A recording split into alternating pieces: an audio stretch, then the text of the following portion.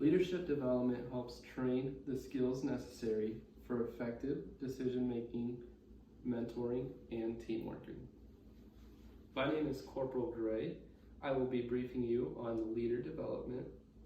This classification of this briefing is going to be unclassified. I want to thank you, Staff Sergeant Mueller, for being here with us today.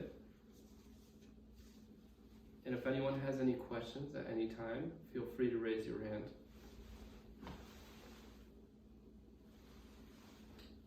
So, we have an agenda here is what we're going to cover today.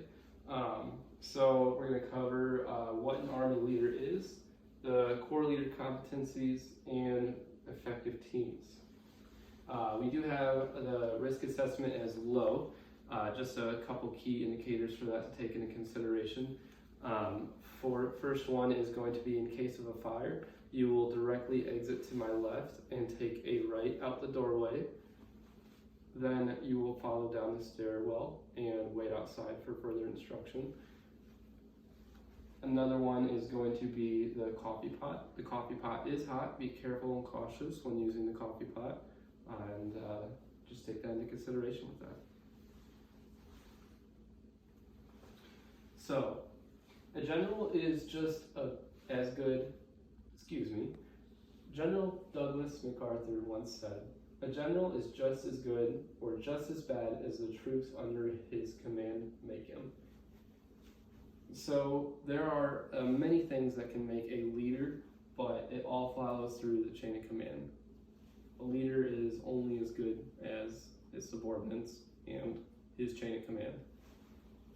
So the U.S. Army Leadership Development Essentials are intention. Intention is an organization's desired outcome of development. In this scenario, the Army is that organization. So, ownership means that the senior leaders of the Army would establish leaders as a priority.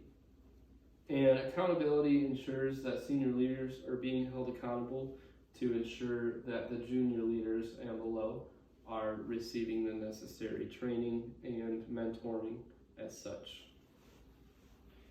Webster Dictionary defines a leader as someone who leads by command or influence. Command and influence is one and second thing I want you to take out as a key point in that. So, what is an Army leader? An Army leader can be demonstrated by the following. Army leaders are great demonstrators of influence of the Army values, which are loyalty, duty, respect, selfless service, honor, integrity, and personal courage. These are on every level of what a soldier should represent in the Army, of their values, their core values, the 7 core values. And in a leader role, you need to be an influence of what that is. Empathy. So as a leader, can be shown by identifying and understanding what others think and feel. You want to be there, you want to be present, you want to let your soldiers know you can listen, not just talk. You want to be there, someone that can show them that they're valued in that way too. And then also the warrior's ethos, which I have right here on this slide. It is, I will always place the mission first. I will never accept defeat. I will never quit. I will never leave a fallen comrade. We want to go over again with the influence and command is to take into consideration with all of these 3 on here. So the Army core leader competencies. So leading. So leading by example, being present, also extending that influence beyond the chain of command. You want to be present in a sense that, you're practicing the necessary discipline, your military bearing, your professionalism at all times. So you set that example for your peers and below, and even above. You can change the tone in a room when someone comes in and sets that tone with that professionalism, military bearing, and all that. People pick up on that. Develops. Creates a positive atmosphere and develops others. So a lot of the common in the Army is, for example, for National Guard, some people go to drill and complain, but they always are the people that are making the environment longer day, essentially. You want to encourage those to want to do more, you want to know more, you want to be more. And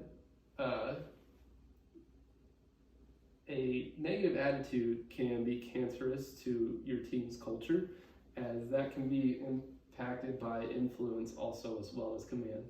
So you want to create a positive atmosphere, because that way your soldiers are more motivated, more encouraged, and more in overall wanting to be more developed to be the next future leaders of the Army. Achieves. So with this, you want to make sure that as a leader, you're getting results. You want to set goals. You want to set SMART goals. You want to do counselings. Positive counseling is just in a sense to show improvement, track that record of just in general that development. So when it comes time for them to come into the leader role, they'll have all that listed out as well. This can be also listed down on NCOERs, for example. Army effective teams. FM 6-22 explains that team building is a continuous process of enabling a group of people to reach their goals and improve their effectiveness through leadership and various exercises, activities, and techniques. The Army relies on effective teams to perform tasks, achieve objectives, and accomplish missions. As such, building and maintaining teams internally and externally to the organization is essential to the mission command. So with this graphic tool that I pulled straight from the FM here, you see this little cycle that's continuous right here. It starts with form, then it goes to enrich and sustain. So a couple key things to take into all of that are on the side right here to demonstrate those leadership exercises of the activities, techniques, and all that. So Army team building develops effective teams that one, trust each other and predict what each other will do. Two, will work together to accomplish the mission. There has to be a common goal that is agreed upon and we're working towards. Execute tasks thoroughly and quickly. You want to make sure you're being the most effective and efficient team out there, always. Next one is going to be meet and exceed the standard. I had a drill sergeant in basic training long ago who always told me, leave the place better than you came. So if you have that standard and you have your soldier that follows down the influence and also command, that just in general creates a more disciplined, better environment, a more clean environment. It's as simple as just making sure you clean up after yourself, make it look nicer, just in a sense of it's also the professionalism thing to do. Adapt to demanding challenges. You always want to adapt and overcome anything that comes up, and you want to tackle that as a team. Learn from experiences and develop pride in accomplishments. This also goes in with the positive atmosphere. You want to recognize your soldiers at the same time and also feel like that shows that pride, and also along with that recognition of that hard work and dedication and commitment that is needed to create that team. And it's also a more influence of command as well. People will be more motivated when that tends to happen. At this time, I want to ask, is there any questions? No? Okay.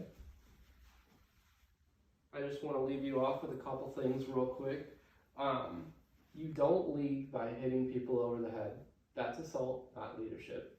President Dwight Eisenhower, the 34th President of the United States, and also 5-star general during World War II.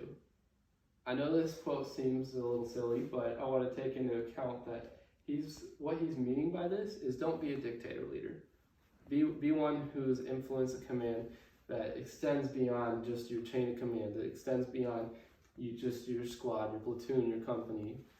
You want to be known as that person that's a strong-willed, great leader, and exemplify all the things above that I just stated. And that's what is important to be a leader, is to, have those soldiers one day take over and do that as well. This concludes my brief. Thank you.